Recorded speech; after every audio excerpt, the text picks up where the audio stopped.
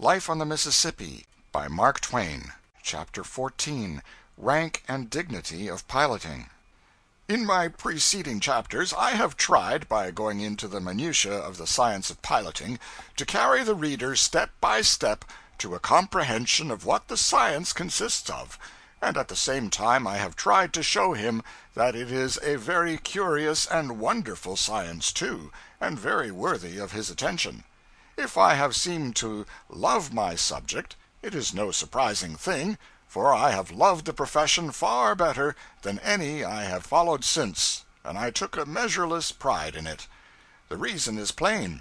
A pilot in those days was the only unfettered and entirely independent human being that lived in the earth. Kings are but the hampered servants of Parliament and people. Parliaments sit in chains forged by their constituency. The editor of a newspaper cannot be independent, but must work with one hand tied behind him by party and patrons, and be content to utter only half or two-thirds of his mind. No clergyman is a free man, and may speak the whole truth, regardless of his parish's opinions. Writers of all kinds are manacled servants of the public. We write frankly and fearlessly, but then we modify before we print. In truth, every man and woman and child has a master, and worries and frets in servitude. But in the day I write of, the Mississippi pilot had none. The captain could stand upon the hurricane deck, in the pomp of a very brief authority, and give him 5 or 6 orders while the vessel backed into the stream, and then that skipper's reign was over. The moment that the boat was under way in the river, she was under the sole and unquestioned control of the pilot. He could do with her exactly as he pleased, run her when and whither he chose, and tie her up to the bank whenever his judgment said that that course was best. His movements were entirely free. He consulted no one, he received commands from nobody, he promptly resented even the merest suggestions. Indeed, the law of the United States forbade him to listen to commands or suggestions, rightly considering that the pilot necessarily knew better how to handle the boat than anybody could tell him. So here was the novelty of a king without a keeper, an absolute monarch who was absolute in sober truth and not by a fiction of words. I have seen a boy of 18 taking a great steamer serenely into what seemed almost certain destruction, and the aged captain standing mutely by, filled with apprehension, but powerless to interfere. His interference in that particular instance might have been an excellent thing, but to permit it would have been to establish a most pernicious precedent. It will easily be guessed, considering the pilot's boundless authority, that he was a great personage in the old steamboating days. He was treated with marked courtesy by the captain, and with marked deference by all the officers and servants. And this deferential spirit was quickly communicated to the passengers, too. I think pilots were about the only people I ever knew who failed to show, in some degree, embarrassment in the presence of traveling foreign princes. But then, people in one's own grade of life are not usually embarrassing objects. By long habit, pilots came to put all their wishes in the form of commands.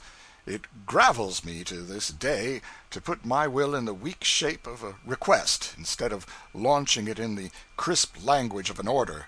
In those old days, to load a steamboat at St. Louis, take her to New Orleans and back, and discharge cargo, consumed about 25 days on an average. 7 or 8 of these days the boat spent at the wharves of St. Louis and New Orleans, and every soul on board was hard at work except the 2 pilots. They did nothing but play gentlemen uptown, and received the same wages for it as if they had been on duty. The moment the boat touched the wharf at either city, they were ashore, and they were not likely to be seen again till the last bell was ringing and everything in readiness for another voyage. When a captain got hold of a pilot of particularly high reputation, he took pains to keep him. When wages were $400 a month on the upper Mississippi, I have known a captain to keep such a pilot in idleness under full pay 3 months at a time, while the river was frozen up. And one must remember that in those cheap times $400 was a salary of almost inconceivable splendor. Few men on shore got such pay as that, and when they did, they were mightily looked up to. When pilots from either end of the river wandered into our small Missouri village, they were sought by the best and the fairest, and treated with exalted respect.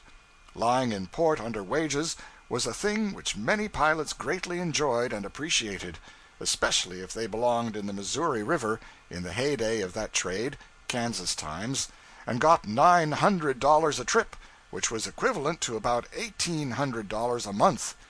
Here is a conversation of that day. A chap out of the Illinois River with a little stern-wheel tub accosts a couple of ornate and gilded Missouri River pilots. "Gentlemen, I've got a pretty good trip for the up country, and shall want you about a month. How much will it be?" $1,800 apiece." "Heavens and earth! You take my boat, let me have your wages, and I'll divide."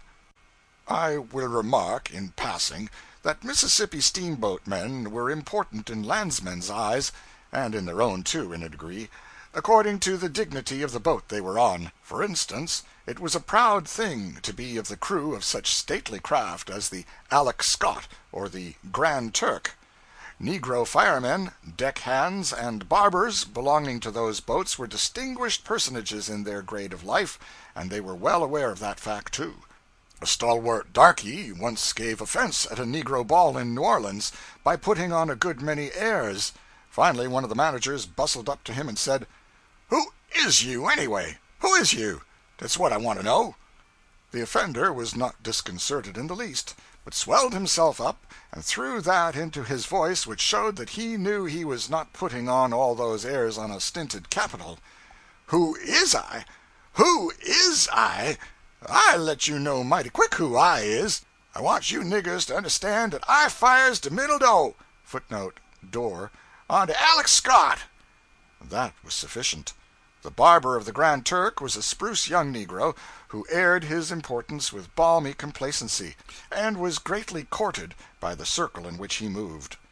The young colored population of New Orleans were much given to flirting at twilight on the banquettes of the back streets.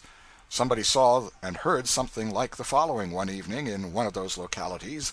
A middle-aged negro woman projected her head through a broken pane and shouted, very willing that the neighbors should hear and envy, "You, Mary Ann, come in de house dis minute. Standing out there fooling along with that low trash, and here's the barber offering the Grand Turk wants to converse with you." My reference, a moment ago, to the fact that a pilot's peculiar official position placed him out of reach of criticism or command, brings Stephen W. naturally to my mind. He was a gifted pilot, a good fellow, a tireless talker, and had both wit and humor in him. He had a most irreverent independence, too, and was deliciously easy-going and comfortable in the presence of age, official dignity, and even the most august wealth. He always had work. He never saved a penny. He was a most persuasive borrower. He was in debt to every pilot on the river, and to the majority of the captains. He could throw a sort of splendor around a bit of harum-scarum, devil-may-care piloting that made it almost fascinating. But not to everybody. He made a trip with good old Captain Y. once, and was relieved from duty when the boat got to New Orleans. Somebody expressed surprise at the discharge. Captain Y. shuddered at the mere mention of Stephen. Then his poor, thin old voice piped out something like this: "Why, bless me, I wouldn't have such a wild creature on my boat for the world, not for the whole world. He swears, he sings, he whistles, he yells. I never saw such an Injun to yell. All times of the night. It never made any difference to him. He would just yell that way, not for anything in particular, but merely on account of a kind of devilish comfort he got out of it. I never could get into a sound sleep but he would fetch me out of bed, all in a cold sweat, with one of those dreadful war whoops. A queer being, very queer being. No respect for anything or anybody. Sometimes he called me Johnny, and he kept a fiddle and a cat. He played execrably. This seemed to distress the cat, and so the cat would howl. Nobody could sleep where that man and his family was. And reckless. There never was anything like it. Now you may believe it or not, but as sure as I am sitting here, he brought my boat a tilting down through those awful snags at Chicot, under a rattling head of steam, and the wind a-blowing like the very nation at that. My officers will tell you so. They saw it. And, sir, while he was a-tearing right down through those snags, and I a-shaking in my shoes and praying, I wish I may never speak again if he didn't pucker up his mouth and go to whistling. Yes, sir, whistling, 'Buffalo gals, can't you come out tonight? Can't you come out tonight? Can't you come out tonight?' And doing it as calmly as if we were attending a funeral and weren't related to the corpse. And when I remonstrated with him about it, why, he smiled down on me as if I was his child, and told me to run in the house and try to be good, and not be meddling with my superiors. Once a pretty mean captain caught Stephen in New Orleans out of work and as usual out of money. He laid steady siege to Stephen, who was in the very close place, and finally persuaded him to hire with him at $125 a month, just half wages, the captain agreeing not to divulge the secret, and so bring down the contempt of all the guild upon the poor fellow. But the boat was not more than a day out of New Orleans before Stephen discovered that the captain was boasting of his exploit, and that all the officers had been told. Stephen winced, but said nothing. About the middle of the afternoon the captain stepped out on the hurricane deck, cast his eye around, and looked a good deal surprised.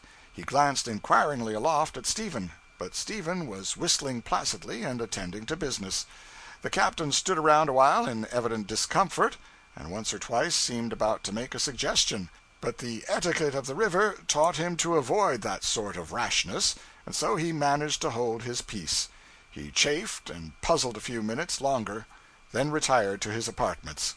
But soon he was out again, and apparently more perplexed than ever. Presently he ventured to remark, with deference, 'Pretty good stage of the river now, ain't it, sir?'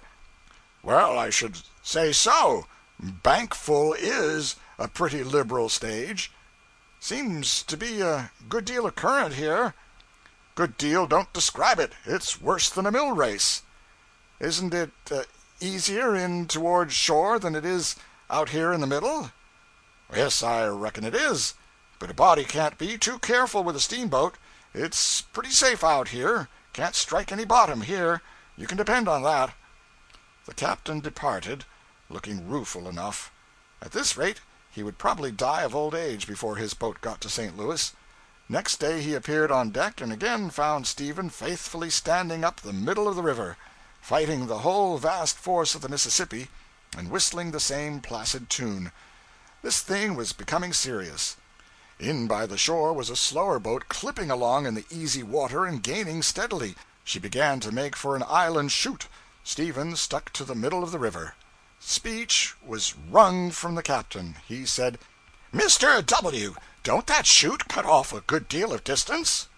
'Well, I think it does, but I don't know.' 'Don't know? Well, isn't there water enough in it now to go through?' 'I expect there is, but I am not certain.' 'Upon my word, this is odd. Why, those pilots on that boat yonder are going to try it. Do you mean to say that you don't know as much as they do?' 'They? Why, they are $250 pilots. But don't you be uneasy. I know as much as any man can afford to know for $125. The captain surrendered. 5 minutes later, Stephen was bowling through the chute and showing the rival boat a $250 pair of heels. End of chapter 14.